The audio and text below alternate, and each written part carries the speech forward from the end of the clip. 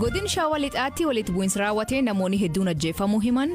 Namoota 22 ammoo du'anii jiru. Namoonni lubbuun dhabaman namoota kan hin argamin namoota 6. Namoonni immoo rukutamanii ciisaa jiran namoota 4. Godinichumaatti aangaa'onni 3 ajjeefaman mootummaan kan himatu qabu isaanii waakkatu.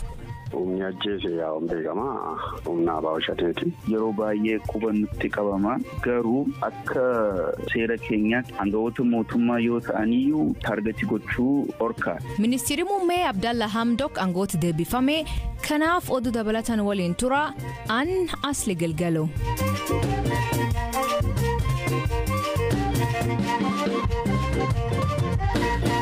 Dhaggeeffattoonni oduutiin jalqabaanii dhalattoonni Itoophiyaa magaalota biyyoota alaa garaagaraa keessa jiran waraana Tigraay wal qabate jidduu seentummaa biyyoota lixaa mormuun hiriira guddaa geggeessan ammayyuu taanaa kan qopheesse. Dhalattoonni Itoophiyaa magaalota biyyoota alaa garaagaraa keessa jiran waraana Tigraay wal qabatee gidduu seentummaa biyyoota lixaatu jira jechuun isallee mormuun hiriira guddaa gaggeessan. Teessoo mootummaa Ameerikaa kan taate Waashingtan DC'tti dabalatee magaalota kaanittis lammiileen Itoophiyaa Eertiraa fi kaan kumaatamatti lakkaa'aman hiriira kanarratti hirmaataniiru. Mormii masaraa mootummaa Ameerikaa jechuunis White House duratti gaggeeffameen kanneen hiriira ba'an Ameerikaa dabalatee biyyoonni lixaa gariin gidduu seentummaa fi dhiibbaa mootummaa Itoophiyaa irra taasisan jedhan akka dhaaban gaafatan. Ameerikaatti ambaasaddarri Itoophiyaa Fitsum Araggaa guyyichi guyyaa seena qabeessa ture jechuun ibsaniiru. Akka ambaasaddar Fitsumitti lammiileen 10,000 lakkaa'aman magaalota addunyaa 27 ta'an keessa hiriira bahaniiru. Israa'el, Ingiliz, Afrikaa Kibbaa fi kaanis dabalatee hiriirtonni hedduun daandii gubbaa ba'uun sagalee dhageessaniiru. Waraanni Tigraay waggaa dura eegale erga naannolee biraatti ce'es baatiiwwan muraasa lakkaa'amaniiru. Mootummaan Itoophiyaa lola kanaan dhimma keessoo biyyaati jechuun ibsa. Biyyoonni lixaa fi kaan immoo waraanni furmaata miti mariin furamuu qaba jechuun irra deddeebii yaada dhiyeessu. Mootummaan miidiyaaleen idil addunyaa biyyoota alaa haalli waraanaa kanatti gabaasan sirrii akka hin taanee fi finciltoota TPLF'if kalloo godha jechuunis irra deddeebiin kaasa. Kanneen hiriira magaalota garaagaraa keessatti hirmaatanis dhimmoota kanneen irra deddeebiin kaasanii morman. Keessattuu dhaadannoo No More yookiin Nigaa jedhuun marsaalee hawaasaa gubbaa dabalatee duula bal'aa taasisaa jiru. Dhaadannoo hiriirtonni dhageessaa turan keessaa kanneen TPLF balaaleffatan deeggarsa ministeera muummee Abiy Ahmediif qaban kan itti agarsiisanii fi miidiyaalee idil addunyaa kan itti balaaleffatan ture. Ministeerri dhimma alaa US Antoonii Bilinkan torban darbee keessa Naayiroobiitti miidiyaaleef ibsa yeroo kennan qaamoleen hundi of duuba akka deebi'an WBO fi TPLF imala gara Finfinnee godhan akka dhaaban akkasumas qaamoleen hundi walitti dhufanii waraana dhaabuuf marii eegaluu qabu jedhaniiru. Mootummaan Itoophiyaa waraana kanaaf fala karaa nagaa soquuf fedha akka qabu ibsee kun ta'uuf garuu hidhattoonni TPLF naannoo Affaarii fi Amaaraa keessaa bahuu qabu, haleellaa raawwataa jiran dhaabuu qabu akkasumas mootummaa federaalaaf beekamtii kennuu qabu jedheera. Gama kaaniin hooggantoonni TPLF immoo marii dhukaasa dhaabu gochuuf danqaa deeggarsaa irratti kaa'ame jedhan kaasuu akkasumas tajaajiloota bu'uuraa Tigraay keessa ugguraman deebisanii banuu fi kaanis akka haldureetti kaa'u. Lakkoofsi namoota waraana kaaba Itoophiyaan lubbuu isaanii dhaban sirriin beekamu baatullee kanneen kumaatamaan lakkaa'aman du'a kennuullee dhaabbileen idil addunyaa adda addaan tilmaamu. UN akka jedhuutti sababa waraana kanaatiin naannoo Tigraay, Amaaraa fi Afaar keessatti namoonni miliyoona 7 ol ta'anii deeggarsi namoomaa taataman kan barbaachisu yoo ta'u kanneen walakkaa miliyoona ta'an ammoo qarqara beela cimaatti argamuu jedhu.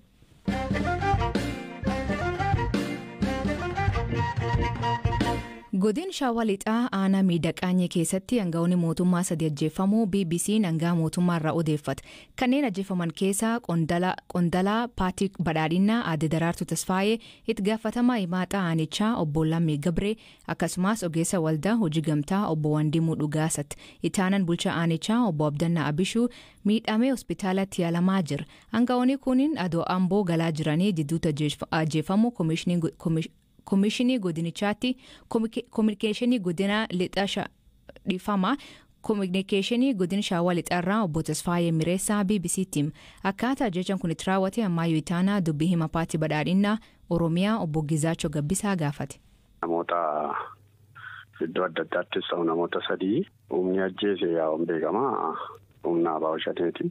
namoota kana keessaa tokko dubartiin jirti kan konkolaataa keessaa buusanii akkuma barame akkaataan ajjechaa isaanii namummaafis sabummaas kan of keessaa hin qabne gara jabinaan kan raawwatudha uummata keessatti da'oo qabatanii bakka humni nageenyaa hin jirretti qaama geejjibaan deemu geejjibuma uummataatiin nama deemudha nama uummataaf hojjetudha namni kun godina Shawaa Lixaa keessatti hojiin tarkaanfii olaantummaa seera kabachiisuu fudhatamaa jira aanaalee akka Abuna Gindabarat fa'itti tarkaanfiin wal fakkaatu jalluutti akkasumas aanaalee kaan keessattis fudhatamaa hin jira tarkaanfiin kun itti fufiinsaan kan hojjetamaa jirudha humni bosona da'oo godhate kun ammas ajjechaa saamicha qabeenya uummataa gubuu manallee gubuun jira amma mana namaa gubuutti tarkaanfii fudhataati kan jiranii kan ammoo uummanni ifattees balaaleffachaa kan jirudha.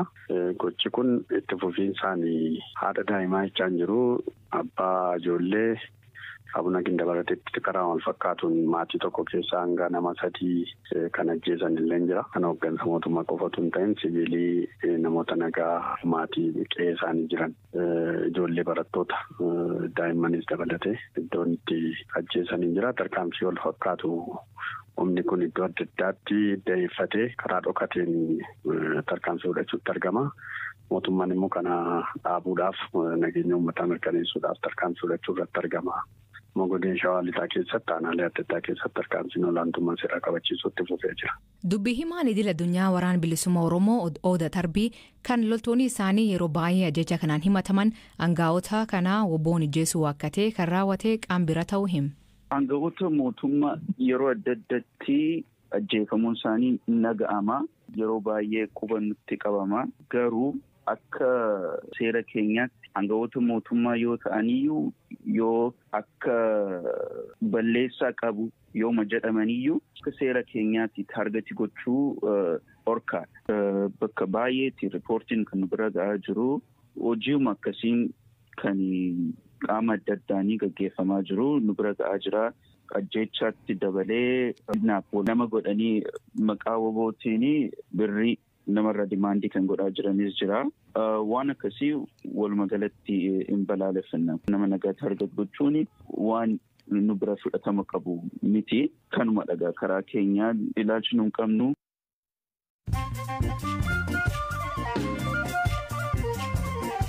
Dhaggeeffattootni oduu gaggabaaboo addunyaa jalqabaanii ministeerri muummee Suudaan Abdalla Hamdok hidhaman keessaa ji'a tokkoon booda aangoo isa duraatti deebifama. Mormiin jabaan waraana biyyattii irraa geggeeffamuu itti fufnaan Hamdok hoogganaa fonqolcha mootummaa Kataa'e Jeneraal Abdulfattaa Al-Burhaan waliin waliigaltee aangoo qoodachuu mallatteessan. Hamdok waliigaltee haaraan aangoota deebi'u malee tokkummaan warra siivilii waggaa 2 dura Hamdok kaadhime waliigaltee haaraa kanaaf beekamtii hin kennu jedhu.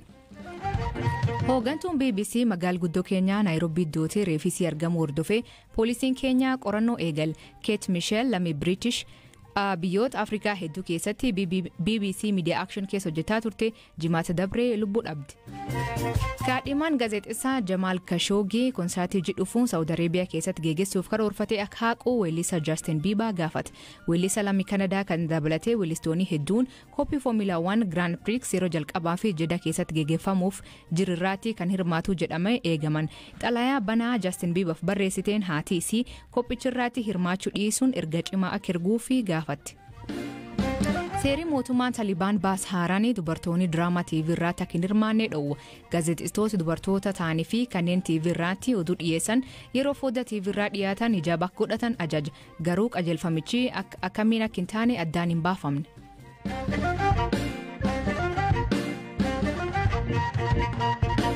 Jimaata dabree walitti bu'insi godina Shawaa Lixaa saba Amaaraa fi Oromoo jidduutti uumameen namoonni 22 ol ajjeefamuu qabeenyi barbadaa'uu fi namoonni hedduun qe'ee isaanii irra buqqaa'uu jiraattonni BBC'tti himan. Haleellaa aanaa noonnoo gandoota Mattuu Sillaasee, Mattuu Qeendee fi Taltalee Beerree keessatti raawwateen namoonni hedduun namoonni dhabamuu fi kaan madaa'uu himan. Jiraatan ganda Mattuu Sillaasee obbo Bulloon ka haleellaa kanaanii ilmi isa dhabee hidhattoonni Amaaraa shane barbaan jechuun mana isaanii diiganii qabeenya isaanii balleessuu hima. Dabalataan gammaa tasgabbiin akka hin jirre ibsa. Bulchaan aanaa Oromoo irraa meeshaa guureetti zimmi jedhee nuti fichisiise ka innaa kana shanee eegaa jedhee kenneen shanee dhiisee uummanni Oromoo hunduu shanee dhabee uummata Oromoo amma jiru mul'isee fichisiise. Meeshaa torbee lamaan darbe keessa guure 22 amma onaa du'anii jiru. Namoonni immoo rukutamanii ciisaa jiran namoota 4. Kaanumallee mana yaalaatiin karaa gahaa nu dhabnee bulchaan aanaa ambulaansii jirullee nuuf geessuu dide. Amma kun asitti reeferiin nama 4 barraa'ee amma yoowwanaa kan jimaata darbee rukutaman irraa iddoo kana ciisaa jiru asitti alsa kaayyaamaa jiru. Ganda beerree keessaas amma edallee mana 18 gubame. Namoonni 3 du'anii jiru. Jiraatan biraa kan maqaan isaa dhaamiin barbaanne haleellaan kun erga shaneen uummata Amaararraatti tarkaanfii fudhateen booda uumamee jedha. Hidhattoonni kunneen Amaar rukunnaani isaan uummata Oromoo kan waliin jiraatan irraatti tarkaanfii fudhatanii jedha. Walitti bu'iinsi jalqaba qaama shanee jedhu ajjeechaa fi gubannaa uumee ture. Sanaan shanee jechuun Oromoo kan jedhuun immoo Oromoo naannoo sana jiran irratti tarkaanfii fudhachuu jalqaban. Wanta akkasii jira. Namoonni baadiyyaa keessatti bakka tokkottis awwaalamanis jiru. Magaalaa keessas kan namirmannaa deeman kan du'anii jiru. Bulchaa naannichaa obbo Warqina Furgaasaa lakkoofsi namoota du'anii 20 ta'uu mirkaneesse garuu uummata hiikachiisuun akka isaan miidhaman adoon taane waraan kanaa harka diina galuu dhowwuu jedha. Calqaba dura duubaan namni 4 kan du'e saba Amaaraa. Hidhattoota kanaan jechuudha. Sana boodadha saba Amaaraa keessaas immoo akka waan yaa'u abaawoon shanee Oromoo bakka bu'u maqaa Oromootis qabsaa'u akka waan Oromoon Amaara ajjeesetti fakkeessuudhaan immoo namoonni humni finxaaleeyyii Amaaraa kunis shiftaan tokko jirti caakkaa keessa. Isaan immoo ba'anii uummata keenya rukutanii jechuudha. Calqaba ganda 7 keessa diinni meeshaadhuma milishaa keenya irraa eeke. Meeshaan diinni kun immoo deebi'ee diinni ittiin uummata keenya waraana. Kanaaf kallattii mootummaan keenya giddu galeessa godhatamee meeshaan harka diinaa akka hin galleef jecha gandoota yaaddoo nageenyaa qabnu keessatti meeshaa muraasni poolisiin gara sooriitti akka deebisu godheera. Hojiin qaamni mootummaa hojjete kanadha. Isa kana immoo hawaasni mootummaan meeshaa eekee akka isaan saaxilaman fakkaatetti mul'ate wanti nuufis akka komiitti kaasan jira. Kanaaf deemee kan hubatamuu qabu ammallee diinni meeshaa milishaa keenya irraa dhiquun itti fufee jira. Amma tasgabbaa jechuu hin dandeenya. Haleellaan akkanaa yeroo baay'ee erga WBO'n tarkaanfii Amaararraa fudhateen booda raawwachuu himan. Akkanuma hajji muraasan dura aanaa kiraamutti tarkaanfii kana hordofee uummanni Oromoo kaffaltii baasuu himan. Himata kanaan wal qabatee kan dubbifne dubbii himaan idil addunyaa waraan bilisummaa Oromoo Oda Tarbii loltoonni isaanii sabbira waraanuu waakkatee uummata Oromoo rakkoo keessa kan galchine hima. Nuti saba tokkoyyuu akka diinaatti ni ilaallu sirnadha kan nuti ilaalaa jirru sirna uummata Oromoo bu'aan buufnee kan nuti diiguuf lolaa jirru malee saba tokkoyyuu akka diinaatti ni ilaallu garuu yeroo ammaa trendiin tokko jira biyya kana keessa trendiin kun immoo raadikaloota gara uummata Amaaraa keessa jiru of qindeessanii of gurmeessanii Oromiyaa keessattis biyya isaanii keessattis lola adda adda saboota biraa irratti gaggeessaa jiru. Kana duras maqaa keenyatti kaafamaa ture nutu lola jalqabsiisee nuti agiteet godhee jara kanaa jedhamnee turre. Keessaa hiramuu keessatti wanti raawwate wajjin wal qabate. Garuu kun dhugaa miti. Loltoonni keenya naannoo sana socho'anii kan jalqaba isaan tuqu isa jaruma kanadha. Jarri kun immoo birrii bakka adda addaa argatanii hidhatanii waan akkasii raawwachuuf naannoo sanatti ergamu yookaan warrumaa achi jiranitti kontaaktii ta'anii leenjii adda addaa argatanii waan akkasii akka gaggeessanii fi ajaja argatu malee numiti kan waan akkasii jalqabsiisu. Fulbaan dabree godin Wallagga Bahaa aanaa Kiraamuu magaala Harootti haleellaa suukaneessa raawwatameen maatii tokko keessaa namoonni 9 ajjeefamanii kanneen kumaan lakkaa'aman ammoo qe'ee isaanii irra buqqa'an yeroo sunitti ajjecha aanaa Kiraamuu kan ilaalchisuun hoogganaan biiroo dhimmoota kominikeeshinii mootummaa naannoo Oromiyaa obbo Haayiluu Addunyaa BBC Takkimeetti haleellaa Haroot mudatee gocha ergamtoonni TPLF raawwatanii jedha. Dhageeffattootteen sagantaan irraa aganuma nu waliin turuu keessaniif ulfaadha isaniin jenna. Mammaasii galgala kanaa masaanuu fi gingilchaan waan nama abaaftiin dhabdu hiikamaanii kooment keessan nu beeksisa. Sagantaa kan qophees Biraanuu Gammachuu gam teknikaatiin Oskaar Bunga keessaniif dhiyeessaan asli galgalooti agborisaatti akkana nagaa waaqa kee bulaa oraa bulaa deebanaa hangafamaan dhambulaa.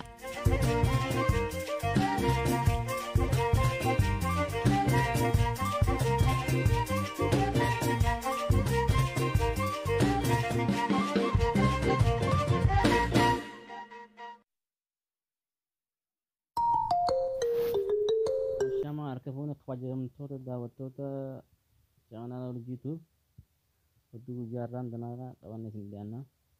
Nuti akkuma beekamu ajajaa olaanaan jaal marroon guyyaa irraan tanaa raadiyoo har'aatti biyyoolessaa irratti hasawa godhee jira. Marroon guyyaa irraan tanaa uummata hawaasa bal'aa duratti walgahii uummata hawaasa bal'aa baasee walgahii addaa godhee jira. Akkuma beekamu uummatichi biyya haala addaatiin simannaa godhee jira. Marroonis haasoo jajjabaa asirratti waan dubbatanii jiru. Haasoo isaan dubbatan keessaa nuti kan qabsoofnuuf uummata Oromooti. Duutii mana teessuu nama duuta.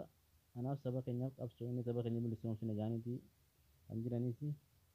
Akkuma beekamu guyyaa kaleessaa magaalaa Shawaa Roobeetti waraana biltiginnaadhaa hedduu isaanii toora nama 20,000 kan ta'u waraanni OLF WBO fi TDF bakka takkatti booji'anii jiru.